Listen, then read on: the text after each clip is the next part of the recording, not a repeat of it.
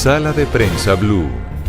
Bueno, María Camila, en este penoso espectáculo que vimos esta semana, de ya el arranque de la campaña utilizando como pretexto la reforma laboral. Sí, qué espectáculo, ¿no? Sí, es penoso, la verdad. Ver alguien me decía, el himno nacional de Colombia, el día de la locución del presidente, y después del himno, el video de la Guardia Indígena, que es muy bonito, muy bien hecho, pero pues que es inédito, prácticamente como alguien me decía, una declaratoria de guerra. Pero no, usted la letra, de ese no, pero muy bonito, muy bien hecho. Incluso alguien me recordaba que es desde la campaña que lo utilizan, sí, pero nunca se había visto que en una locución presidencial colocaran el himno el himno nacional y luego el himno de la Guardia Indígena, que tiene todo el derecho a representarnos, pero que un gobierno lo use genera muchísimas suspicacias. De acuerdo. El doctor Alfonso Gómez Méndez estuvo esta semana en Noticias Caracol y nos habló de un tema que a él le preocupa porque lo tiene muy claro en ese panorama tan claro que plantea, que es el de usar políticamente, electoralmente y en campaña los poderes públicos en nuestro país. Y no es solo el gobierno, es también el Congreso e incluso dicen algunos que hasta las Cortes, la justicia. Doctor Alfonso, ¿cómo me le va? Feliz domingo. Juan Roberto, para usted y para María Camila y de todos los oyentes, un feliz domingo. Bueno, es que ahí el lío que usted nos comentaba, y lo noté, sabe que muy preocupado y mortificado el día que hablamos en Noticias Caracol, porque el asunto es que estamos hablando de algo muy peligroso y es enfrentar a las ramas del poder público, hablo de todas entre sí, para hacer política. Claro, Juan Roberto, y sobre todo utilizar un concepto que ha sido tergiversado muchas veces en la historia de Colombia, que es el concepto de bloqueo institucional. ¿Qué sería bloqueo institucional? Cuando el Congreso no funciona, cuando las Cortes no funcionan, cuando el Ejecutivo no funciona, cuando hay una situación terrible de orden público que no permite el funcionamiento del Estado, pero aquí las instituciones, como suele decirse, están funcionando. El Congreso, a su manera, está legislando. Es que la labor de un Congreso, primero, no es solamente legislar, es en ese terreno es discutir, aprobar o improbar lo que le presente un gobierno y además ejercer control político. Pero, porque ese fue el punto de partida del presidente, de decir, es que como en la Comisión Séptima del Senado se produjo ese archivo, pues entonces eso está diciendo que está bloqueado, hay un bloqueo. No hay ningún bloqueo. Ojo con esos conceptos. En el año 49, el presidente Ospina Pérez, cuando el Partido Liberal le iba a hacer un proceso político por los episodios de la violencia, dijo que eso equivalía a un bloqueo institucional, que el funcionamiento del Congreso era incompatible con el mantenimiento del orden público. Cerró el Congreso y lo tuvimos cerrado por 10 años.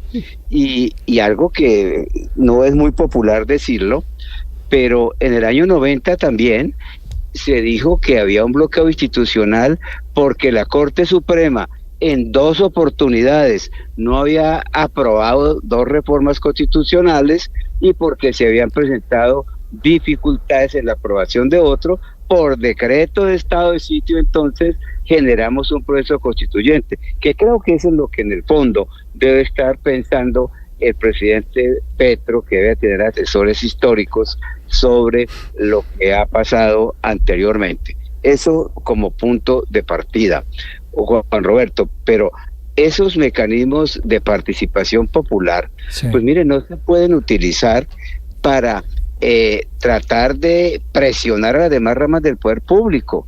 El presidente no ha dicho claramente, digo presidente cuando hay divergencias en el gobierno, si optó por el camino de la consulta popular o hace una combinación, es decir, dejar que los proyectos sigan en el Congreso con la posibilidad de que se aprueben. Acuérdense lo que ha ocurrido en Colombia, que no todas firmas suponen que automáticamente las personas van a votar de esa manera.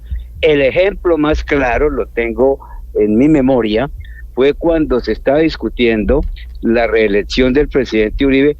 Habían 18 firmas, las necesarias para tumbar la reelección de Uribe en la primera vuelta.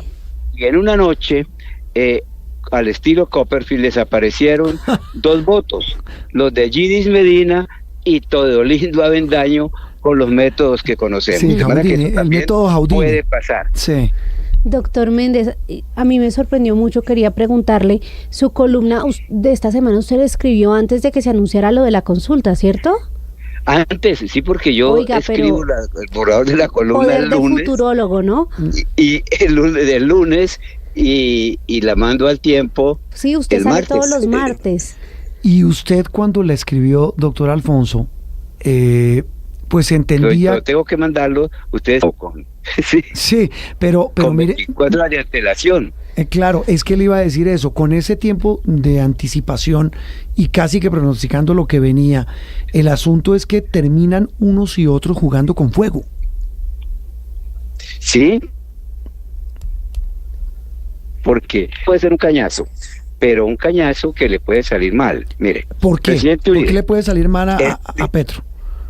Mire, el presidente Uribe, en el mejor momento de su popularidad, acuérdense que aquí había gente que, entró el presidente Santos, que equiparaba a Uribe con Bolívar. Sí. En esa época, quiero decir. Entonces, en ese momento, planteó un referendo con 19 o 20 preguntas. Todo el mundo pensaba que se las iban a aprobar, pues solamente le alcanzó el umbral para una. Para una, de acuerdo. Ese es un caso. El otro caso, el presidente Santos, inclusive, qué pena lo que voy a decir, pero en contravía de lo que yo le sugerí, sometió el proceso de paz al plebiscito. Los procesos de paz nunca en Colombia se han sometido a un plebiscito. Sometió a un plebiscito, lo perdió y tuvo que recurrir a un mecanismo non santo para que finalmente fuera a aprobar. La engañosa consulta anticorrupción, esa que se inventaron algunos de los verdes, la gente se le olvida hoy que Sandra Ortiz, Olmedo López, Carlos son verdes. Eran los verdes empedernidos combatientes contra la corrupción. Y entonces se inventaron una consulta como esta absolutamente populista, porque claro, con ganchos, ¿no? Preguntar a la gente, ¿usted es partidario de que le bajen el sueldo al Congreso, a los congresistas? Sí, pues eso le gusta a la gente. Y repitiendo un poco normas que ya existían y otras inocuas, como que si los congresistas solamente pueden estar 2 periodos, como que no debía haber cárcel para los corruptos, cuando eso ya existía. Y mire usted, con todo ese gancho electoral, pues no alcanzó el umbral. Eso creo que apenas sirvió como réditos políticos para una candidatura montada en esos 12 millones de votos. Pero doctor Méndez, mire que aquí sí hay una diferencia y por eso quiero preguntarle, ahondar en lo que usted dice, claro, porque esto puede salir mal, porque usted ponía en su columna ejemplos de abuso de poder que la Constitución del 91 logró blindar, pero lo que pasa acá es que más que un intento de abuso de poder es más como el oportunismo electoral y se está usando un mecanismo democrático. ¿Por qué no aprovecharlo entonces? Metámosle ahí otras preguntas que también la gente quiera responder, no solo el tema de salud, lo laboral, y así pues todos quedamos un poco más contentos. Bueno, pero es que, mire, yo creo que no lo podría hacer jurídicamente. Ahora, otra cosa es que se brinquen todos los controles, pero la consulta lo establece la ley 1757 del 2016 que desarrolló el artículo 103 de la Constitución, dice para consultas de trascendencia nacional. Expresamente está prohibido para eventos tales como prórroga de periodos, por ejemplo. Tampoco se permite con la consulta, por ejemplo, expedir códigos.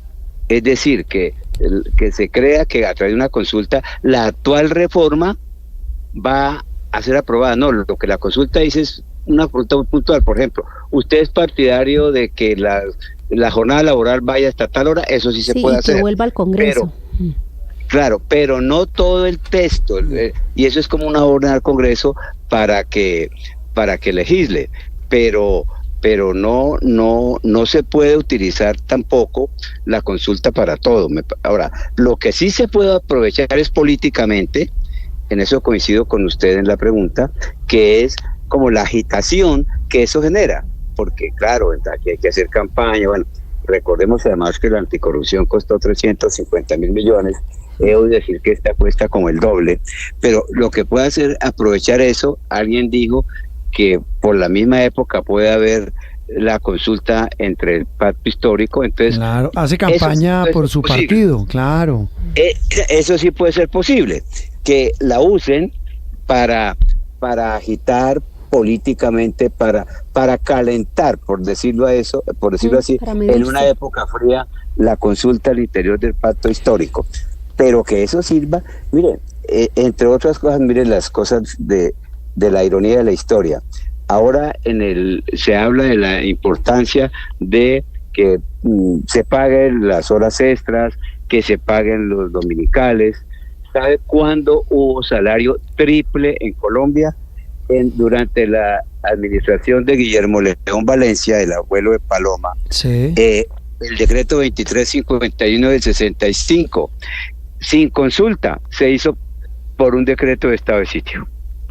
Sí, así de sencillo. Pero ¿saben que sí ha logrado su cometido el presidente Petro, doctor Alfonso, para despedirlo, en que otra vez desviamos la atención de los graves problemas de Catatumbo, Cauca, Papá Pitufo, la campaña, las grandes controversias del ministro Benedetti, y todos terminamos pisándole bailando la cáscara, bailando el tango que él pone. Así de sencillo. Se recuerdan ustedes, Juan Roberto y Camila, que en un programa como este dijimos eso a propósito de algo, que lo que el presidente sí hace siempre es poner la agenda, cambiar la desviar agenda, la atención, sin duda. Desviar la atención, y creo que les traje esa anécdota histórica de Manuel Murillo Toro, que en el siglo XIX era secretario de Hacienda del general Mosquera, estaba empantanado un proyecto sobre el libre cambio, y entonces Murillo Toro, pues en la época en que los políticos además leían y escribían,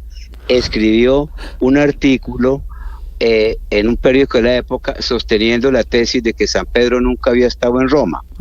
Y entonces puso a teólogos, filósofos, juristas a discutir si había estado o no había estado en Roma, y mientras tanto el proyecto pasó. Yo creo que el presidente Petro, que tanto cita a un general chaparraluno, José María Melo, creo que también leía a otro expresidente chaparraluno, que es Murillo Toro, que se inventó esta cosa. El presidente Murillo Toro, artista para desviar la atención. Doctor Alfonso, un gusto, feliz domingo. Feliz domingo y muchas gracias. Alfonso Gómez Méndez hablando de la noticia de la semana, la polémica por la reforma laboral y la propuesta de consulta popular del presidente Gustavo Petro. Aquí en Sala de Prensa Blue se lo contamos de una manera clara y diferente.